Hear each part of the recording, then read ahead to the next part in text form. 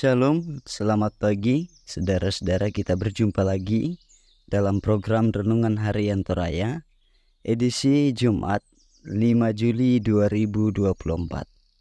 Sebelum kita membaca Alkitab, mari kita berdoa.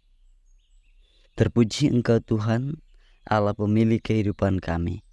Saat ini kami akan mendengarkan firman-Mu.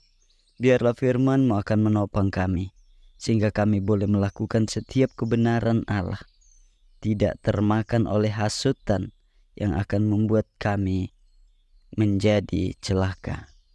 Di dalam Kristus kami berdoa. Amin. Saudara-saudara yang kekasih dalam Kristus, pembacaan kita terdapat di dalam 2 Korintus pasal 10 pada ayatnya yang ke-7 sampai ayatnya yang ke-11. Saya akan membacakannya di tengah-tengah persekutuan jemaat dari Alkitab Bahasa Indonesia terjemahan 2. Dalam terjemahan baru 2 ini kita mendengarkan kasih Kristus. Paulus berkata kepada orang-orang di Korintus, "Tengoklah yang nyata di depan mata kamu. Kalau seseorang benar-benar yakin bahwa ia adalah milik Kristus, hendaklah ia berpikir di dalam hatinya bahwa kami juga milik Kristus sama seperti dia. Bahkan jikalau aku agak berlebih-lebihan bermegah atas kuasa yang dikaruniakan Tuhan kepadaku, kepada kami, untuk membangun dan bukan untuk meruntuhkan kamu, dalam hal itu aku tidak akan mendapat malu. Namun aku tidak mau kelihatan seolah-olah aku menakut-nakuti kamu dengan surat-suratku. Sebab kata orang, surat-suratnya memang tegas dan keras, tetapi bila berhadapan muka, sikapnya lemah dan perkataan-perkataannya tidak berarti.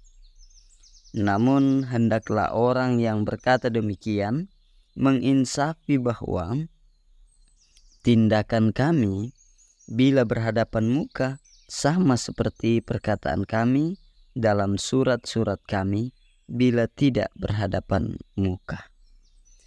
Saudara-saudara yang kekasih dalam Kristus, tema kita hari ini adalah jangan termakan oleh hasutan. Jangan termakan oleh hasutan. Tangna peroso. Saudara-saudara, situasi jemaat di Korintus sejak surat Rasul Paulus yang pertama memperlihatkan potensi-potensi yang menghambat pertumbuhan jemaat.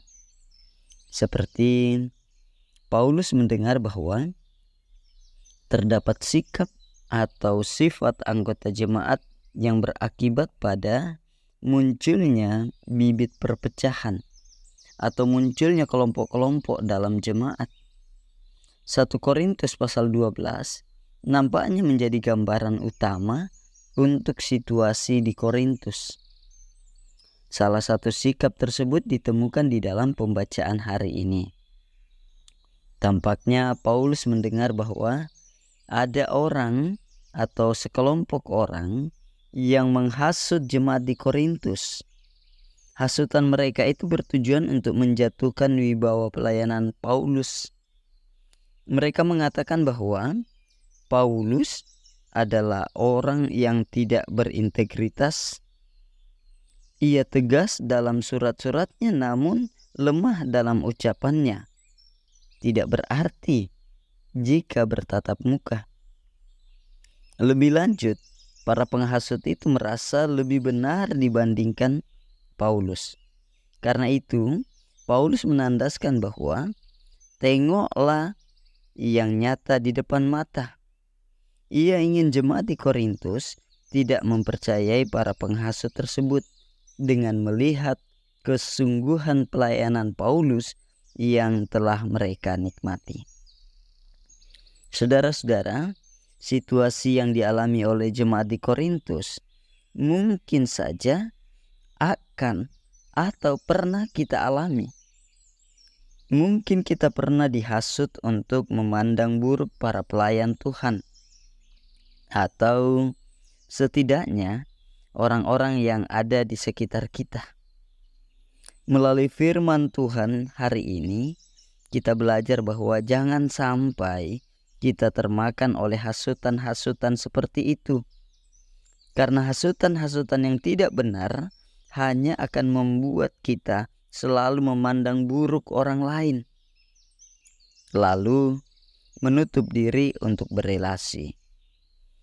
Bahkan kemungkinan terburuknya adalah kita malah lebih mempercayai kebohongan daripada kebenaran. Demikian firman Tuhan. Kita berdoa. Bapa di surga, terima kasih untuk firman-Mu saat ini boleh kami dengarkan. Engkau menopang kami untuk tidak termakan hasutan yang akan membuat kami melakukan kejahatan di hadapan Tuhan. Tapi biarlah firman-Mu terus menopang kami untuk hidup, saling mendukung, saling mendoakan, dan bersama-sama melakukan apa yang dikehendaki Allah. Tuhan berkati jemaat-Mu dalam berbagai rencana hidup, kegiatan, dan aktivitas mereka. Tuhan memberkati bangsa dan negara kami.